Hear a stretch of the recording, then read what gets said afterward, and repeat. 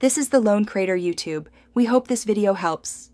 You start by making 2 parallel slides, one control and one treated with turmeric extract.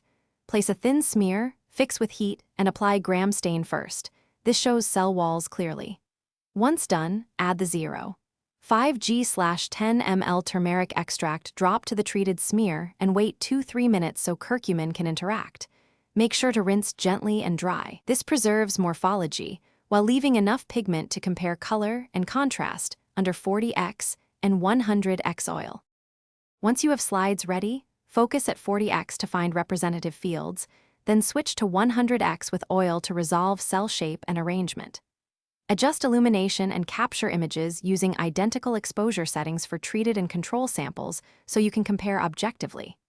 While imaging, note where curcumin accumulates, cell membrane, cytoplasm, or extracellular matrix, and measure size changes or lyses over time. Make sure to record magnification, time points, and any artifacts so your comparisons remain reproducible and valid.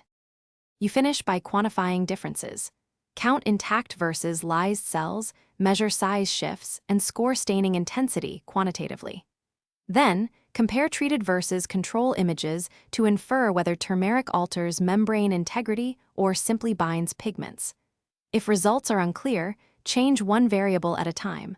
Lower concentration if staining overpowers contrast, or increase incubation to see delayed effects, because precise timing and concentration control explain why outcomes vary. Tip: if background pigment obscures cells, rinse briefly or dilute extract to reduce nonspecific staining. Thanks for watching. Consider subscribing if we helped you.